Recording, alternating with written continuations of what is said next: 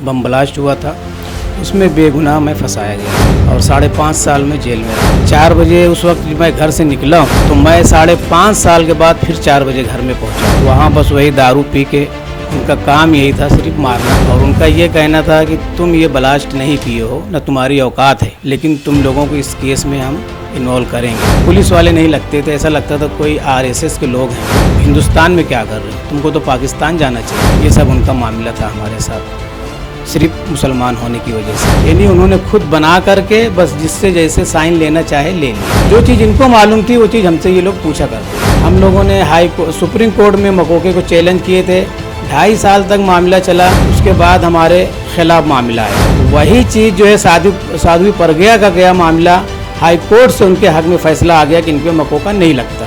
ये फ़र्क है हम लोगों में, यानी हम मुसलमान हैं। असल ब्लास्ट करने वाले तो स्वामी असीमानंद ने पूरा एतराफ़ किया ना उसने।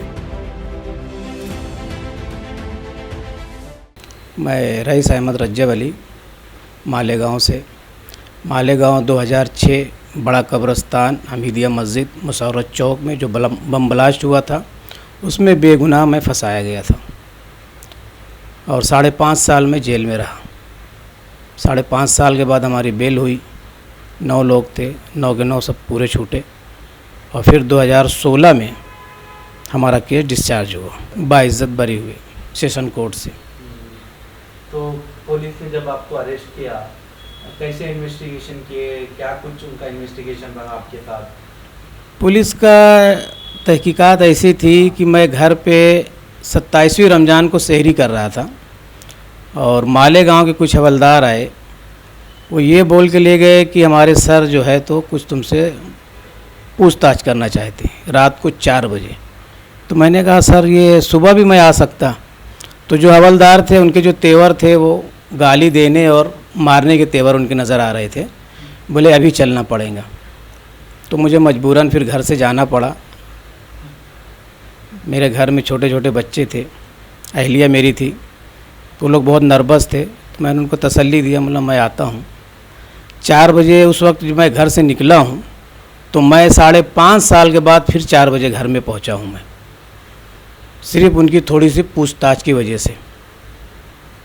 सबसे पहला जुमला उनका ये था, वो देसाई सर करके थे, उनका जुमला ये था तो ये सीमी में था कभी?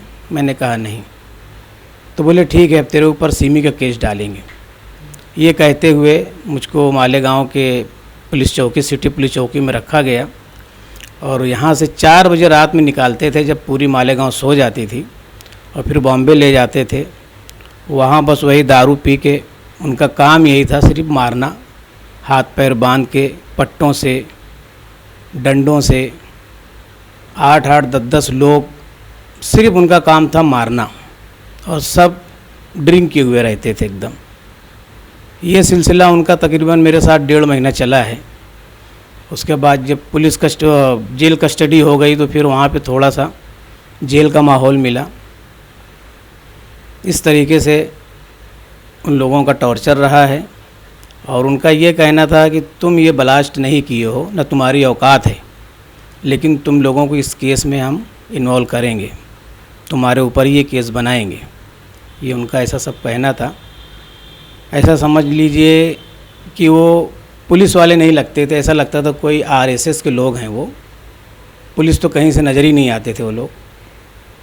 जो उनकी ज़बान थी, जो उनका सोच था कि तुम लांडिया लोग हिंदुस्तान में क्या कर रहे हो, तुमको तो पाकिस्तान जाना चाहिए। जो कुछ नेता लोग जो बयान देते हैं, जो गंदी जहनीत रखते हैं, ऐसी जहनीत रखने वाले पुलिस भी हैं जो ऐसी बात करते थे हमसे कस्टडी में। ये सब उनका मामला था हमारे साथ, सिर्फ मुसलमान होने की वजह से। और ये तो खुलेआम बोलते थे वो, तुम्हारा औकात नहीं है ब्लास्ट करने का, लेकिन तुमको इस केस में फंसाएंगे। और हमारा नार्को जो है तो वहाँ करते ले जाके बेंगलोर में, जहाँ उनकी पूरी सेटिंग थी। जो डॉक्टर मालिनी, जो 10वीं पास, जिसका पूरा डॉक्यूमेंट फेक्स था, जो बाद में आरटीआई से मंगाया गया, जो पूरी मालूमात मिली, तो पूरी सेटिंग उनकी जो है तो एटीएस से थी। जैसा वो एटीएस बोलते थे वैसा वो रिकॉर्ड करके इनको बता दी थी।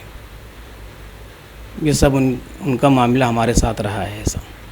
तो कोर्ट में आपके खिलाफ क्या कुछ इल्ज़ामात पुलिस लगाई?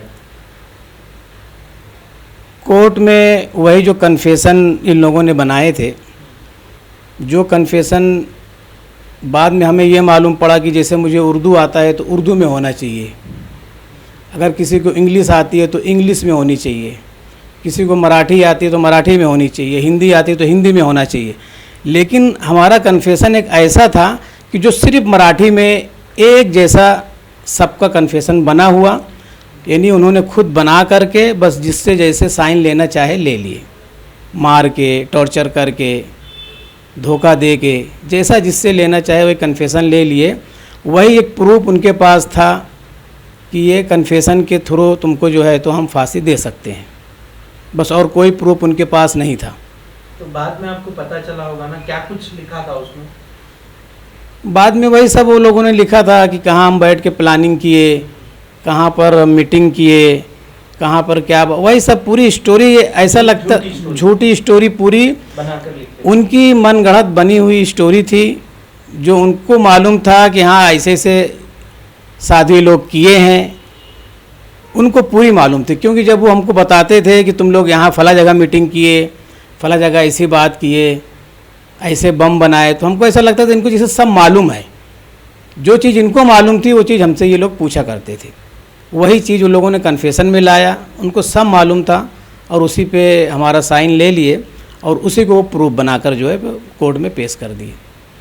मकोका हम लोगों पे लगता नहीं था, लेकिन उसके बावजूद भी मकोका हम लोगों पे लगाया गया। हम लोगों ने सुप्रीम कोर्ट में मकोके को चैलेंज किए थे, 2.5 साल तक मामला चला, उसके बाद हमारे खिलाफ मामला आया। वही चीज़ जो है साध्वी प्रज्ञा का गया मामला, हाई कोर्ट से उनके हक में फ़ैसला आ गया कि इन पे मकोका नहीं लगता।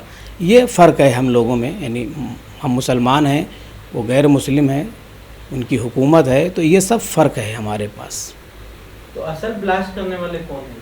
असल ब्लास्ट करने वाले तो स्वामी असीमानंद ने पूरा एतराफ़ किया ना, उसने तो वो मान लिया क्या? उसने पूरा माना। 2006 से लेके मक्का मस्जिद, अजमेर, मुडासा, कई जगहों का उसने नाम लिया था कि ये सब हमारे लोगों ने किया है। और पूरा कन्फेशन एक तरतीब जैसा देना चाहिए, एक मजिस्ट्रेट को जैसा लेना चाहिए, उस तरीके से उसने कन्फेशन दिया है, उसको कोई यानी झुटला नहीं सकता।